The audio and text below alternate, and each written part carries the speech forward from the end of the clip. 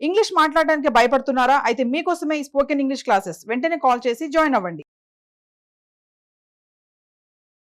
నమస్కారం. మనం రకరకాల పంచతంత్ర కథలు చెప్పుకుంటున్నాం. నిజానికి మనం కథలు చివరిలోకి వచ్చేసాం.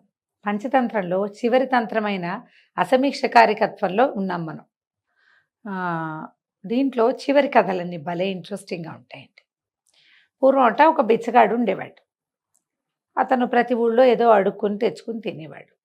అన్నం వచ్చిన రోజున వచ్చేది, ఎవరైనా ఓ గుప్పెడి ధాన్యమో బియ్యమో లేకపోతే ఆ కాలానికి తగ్గట్టు జొన్నలో ఇస్తే అవి కూడా తెచ్చుకుని నిలవ పెట్టుకుని నిదానంగా అవి అన్నం దొరకని రోజున ఓ గుప్పెడు పొంగించుకుని తినేవాడు. ఇలా చేస్తూ ఉండేవాడు. ఒకవేళ ఓపిక లేని రోజున కూడా ఏమైనా తన జోల్లో ఓ 2 గుప్పెళ్ళు బియ్యం ఉంటే ఎక్కడో చోట అంత అన్నం వండుకుని కాస్త పచ్చడి ఏదైనా అడుగు తెచ్చుకుని అట్లా అన్నం తింటూ కాలక్షేపం చేసేవాడు. మధుకర వృత్తి అంటారు, బిచ్చగాడే. అయితే ఏమైందట, ఒకనాడు అతను ఒక ఊళ్ళో అడుక్కోవడానికి వెళ్ళేసరికి ఆ రోజున ఏమిటో వింతగా ఎన్నో బియ్యం వచ్చినాయట. ఎన్ని బియ్యమో! ఆ రోజున తను తినగా ఇంకొక 3-4 రోజుల వరకు కూడా తను ఏం వెతుక్కోక్కర్ల. ఇంకా 3-4 రోజుల తర్వాత కూడా సరిపోయేలాగా బోలెడంత తిండి దొరికింది. అతను వెనక్కి తిరిగి ఆనందంగా తను ఉండే ఊరికి నడిచొస్తున్నాడు. అడవిదారిలో ఆలోచించుకుంటూ వెళ్తున్నాడు. బాబా, ఎన్ని ధాన్యం వచ్చినాయి, ఎంత తిండి దొరికింది, ఎన్ని రోజులు నేను హాయిగా ఉంటాను, ఇప్పుడు పరిగెత్తుకుంటూ వెళ్ళి ఏం చేస్తాను, ఏదో మధ్యలో ఎవరో పెట్టారు గుప్పెడన్నం తినేసాడు. చెట్టు కింద పడుకుని ఆలోచించుకుందాం ఈ ధాన్యాన్ని ఏం చేయాలో అని ఓ చెట్టు కింద పడుకున్నాడు. ఈ ఫుడ్ వ్యవహారం ఉందిగా, దీన్ని ఏం చేశాడు, ఈ మూటని కాలు వైపుకి పెట్టుకున్నాడు. కాళ్ళ వైపుకి పెట్టుకుని ఆలోచించుకుంటూ ఊహల్లోకి జారుకున్నాడు. ఒక మంచి కల వచ్చిందట బిచ్చగాడికి. ఏమిటది, తన దగ్గర బోల్డు ధాన్యం ఉంది, అన్నున్నాయి. అయితే ఊరంతా కరువు వచ్చేసింది, వానలు లేవు, ఎవరి దగ్గర గుప్పెడు బియ్యం కూడా లేవు. జనమంతా అలో లక్ష్మణ అని తిండికి అఘోరిస్తున్నారు. తన దగ్గర మాత్రం ధాన్యం ఉంది, నాకు దొరికింది కదా, ఊళ్ళంతా దొరికింది. ఇలా జనమంతా అఘోరిస్తున్న సమయంలో ఒకానొక మహాధనికుడు ఒక ఆయన సంచుల కొద్దీ డబ్బు మోసుకుంటూ ఎవరైనా ఉప్పటి బియ్యం ఇస్తారేమోనని వెతుక్కుంటున్నాడు. ఇదంతా బిచ్చగాడి కళ. అలా నడుచుకుంటూ వచ్చి ఈ ఫలానా తోటలో మామిడి చెట్టు కింద పడుకున్నాడు కదా బిచ్చగాడు. ఈయన్ని అడిగాడు, బాబు ఓ 2 గుప్పెళ్ళు బియ్యం ఉంటే ఇస్తారా అని. లేకేమండి, చాలా ఉన్నాయి అని చెప్పాడు బిచ్చగాడు, తానే అనమాట కల్లో. అయితే ఆ ధనికుడు అన్నాడు, బాబు 100 రూపాయలు ఇస్తా, 2 గుప్పెళ్ళ ధాన్యం ఇవ్వు నాయనా, ప్లీజ్ నాయనా అని బతిమలాడాడు. దయచేసి 2 గుప్పెళ్ళ ధాన్యమైనా ఇవ్వమన్నాడు. అప్పుడు మన బిచ్చగాడు తన కల్లో 100 రూపాయలు తీసుకుని, 100 రూపాయలంటే ఆ రోజుల్లో ఎంత ఎక్కువనండి, సంవత్సరం బతికేయచ్చు అవలేలుగా కుటుంబం అంతా. అసలు 5-6 రూపాయలు ఉంటే చాలు, నెలెళ్ళిపోయేది. ఆ కాలం అది. రూపాయితో నెలెళ్ళే వాళ్ళు కూడా ఉండేవాళ్ళు. 100 రూపాయలు తీసుకుని ఆ ధనికుడికి ధాన్యం ఇచ్చి పంపించాడు. కల్లో 2వ అంకం మొదలైంది. ఇప్పుడు 100 రూపాయలుంటే బ్రహ్మాండమైన ఆవు వస్తుంది, మామూలు ఆవు కాదు, కామధేనువు లాంటి ఒక అద్భుతమైన ఆవుని కొనుక్కున్నాడు కల్లో బిచ్చగాడు. ఆ ఆవు పాలు ఇచ్చేది, పితికిన కొద్దీ కుండల కొద్దీ వచ్చేసేవి పాలు. ఎన్ని పాలో, పాల కడలిలాగా కనపడుతోంది, కళ్ళంతా కుండలు కుండలుగా పాలే. పాలన్నీ అమ్ముతూ ఉన్నాడు బిచ్చగాడు. అన్ని పాలు అమ్మితే అంతా ధనమే. పాలు అమ్మితే డబ్బులు కాదు. ఇప్పుడు ఏవో ఓ కుండెడు పాలు ఇచ్చింది అనుకోండి, దానికో బండెడు గడ్డి కావాలి. ఆ బండెడు ఈ కుండెడు సరిపోతాయి. ఇక్కడ వచ్చిన పాలన్నీ కుండల కొద్దీ ప్రవాహం, దానికి బండెడు గడ్డే చాలు, పాలు మాత్రం ఎక్కువ. పాలు అమ్మితే బోల్ డబ్బులు, అన్నీ డబ్బులే. అక్కడి నుంచి ఇంకా అయింది, ఈ ఆవు ఒక పిల్లని పెట్టింది. 2 ఆవులైనాయి. 2 కలిసి చేరుకో 2 పిల్లల్ని పెట్టాయి. 4 అయినాయి.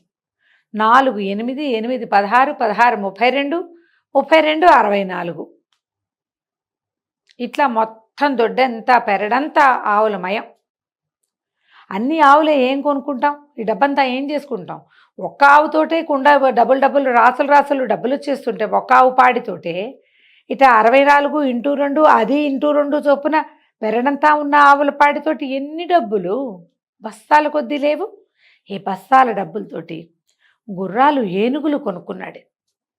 ఎన్ని గుర్రాలో ఎన్ని ఏనుగులో, ఆ ఊరు రాజుగారికి గుర్రాలు కావాలంటే ఫలానా బిచ్చగాడు గారి దగ్గర ఉంటాయండి అంటున్నారు. గుర్రాలు ఈయన దగ్గర నుంచి తీసుకెళ్తున్నారు. రాజుగారికి డబ్బప్పిచ్చేటువంటి ఒక వ్యాపారస్తుడు ఉన్నాడు, మహామహుడు ఒక ఆయన ఆ ఊళ్ళో, చాలా స్థితిమంతుడు. ఆయన కొన్ని గుర్రాలు బేరం చేయటానికి మన బిచ్చగాడు గారింటికి వచ్చాడు. వచ్చి వీళ్ళ దొడ్డి వాకిలి, ఇల్లు వాకిలి, పెరడు అన్నీ చూసి ఆవులే ఆవులు, గుర్రాలే గుర్రాలు, ఏనుగులే ఏనుగులు, డబ్బు కుప్పలు తెప్పలు ఎక్కడ పడితే అక్కడే. అబ్బబ్బా ఏమి సంపదండి, మా అమ్మాయిని పెళ్లి చేసుకోండి బాబు, నన్ను ఉద్ధరించండి అని అడిగాడు. అరే బాగుంది, అంత స్థితిమంతుడు, రాజుగారికే డబ్బులు అప్పించగలిగిన వాడు, అప్పు ఇచ్చి వసూలు చేసుకోగలిగిన ఘనత ఉన్న మహానుభావుడు ఒక ఆయన వస్తే వాళ్ళ అమ్మాయిని ఎందుకు కాదంటాం, మనం చక్కగా చేసుకోవచ్చునే అని హాయిగా పెళ్లి చేసుకున్నాడు. భార్య తను కులాసాగా ఉన్నారు. పెద్ద ఇల్లు, పెద్ద బెరడు, వాళ్ళంత బ్రహ్మాండమైన గోశాల, ఇంకో వైపు అశ్వశాల, ఇంకోవైపు గజశాల, అన్ని శాలల నిండా అన్నీ శాల్తీలే, ఆవులకు ఆవులు, గుర్రాల గుర్రాలు, ఏనుగుకి ఏనుగులును అన్నీను. చక్కగా బంగారపు తూగుటు ఉయ్యాల్లో కూర్చుని తను భార్య ఉయ్యాలు ఊగేవారు. కొన్నాళ్ళకి చూడు చక్కని బహుసుందరమైన పిల్లవాడు ఒకడు కలిగాడు, చిన్న బిడ్డ. ఎంత బాగున్నాడో! వాడి అందమైన నవ్వు చూసి చంద్రహాసుడు అని పేరు పెట్టారు. ఇదంతా కలేనండి. ఈ చంద్రహాసుడు అనే పేరు నా చంటి పిల్లాడు 2 ఏళ్ళు 3 ఏళ్ళు 4 ఏళ్ళు వచ్చినాయి. ఈయన లెక్కలు రాసుకుంటున్నాడు, జమా ఖర్చులు. ఆవు పాలు ఎన్ని, ఆవు పిల్లలు ఎన్ని, ఏ ఆవు ఎన్ని పాలు ఇస్తుంది, ఏ దూడకి ఎంత రేట్ వచ్చింది, ఇవన్నీ రాస్తున్నాడు. రాస్తుంటే పిల్లాడు వచ్చాడు. నాన్న నాన్న నాన్న నాన్న అంటున్నాడు. ఏదో చెప్తున్నాడు, ఈయన రాసుకుంటున్నాడు కదా. గట్టిగా విసుకున్నాడు, ఏమే ఈ పిల్లాడిని అవతలు తీసుకెళ్ళు అన్నాడు. మళ్ళీ ఆవిడ రాలా ఎప్పటికీ. పిల్లాడు ఏడ్చి గోల పెడుతున్నాడు, ఏమిటో చెప్తాడు వాడి భాషలో, ఈయనకు అర్థం కాదు. ఈయన పక్కన జమా ఖర్చులు రాసుకోవద్దు, ఇన్ని కోట్ల కొద్దీ వ్యాపారాలు అవి చేసి గొడ్లని గోదని మెయింటైన్ చేసేవాడికి చాలా లెక్కలు ఉంటాయి కదా.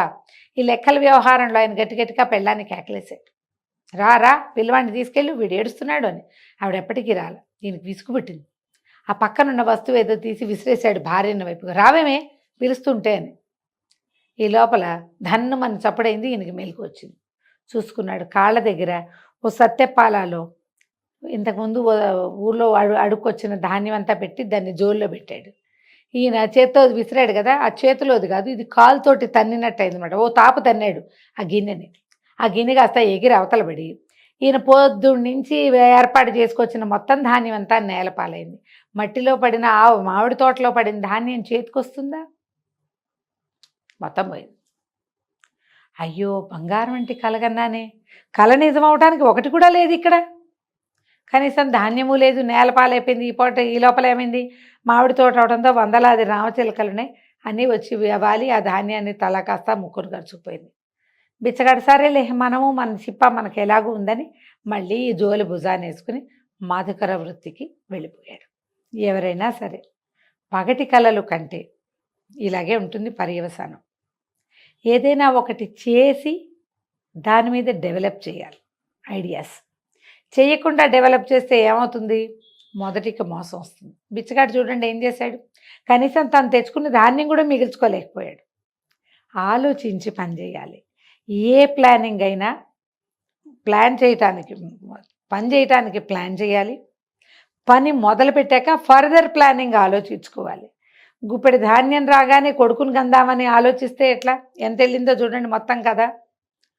ముందు ఊళ్ళో కరువు కాటకం తెప్పించాడు, ఆవు డబ్బులు తన దగ్గర ఉన్న ధాన్యాన్ని 100 రూపాయలకి అమ్మాడు.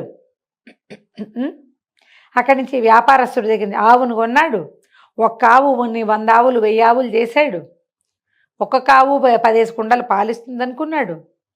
తర్వాత గుర్రాలు కొన్నాడు, ఏనుగులు కొన్నాడు, ధనికుడితోటి 1000 మంది పెళ్లి చేసుకున్నాడు, కొడుకుని కన్నాడు. ఇన్ని చేసి అసలేమిటి, ధాన్యాన్ని జాగ్రత్త పెట్టుకోవటం అనే బేసిక్ పని అది చేయలే. బేసిక్ పనులు చేయాలి ప్లాన్ చేసేటప్పుడు. కథ కంచికి మనం ఇంటికి.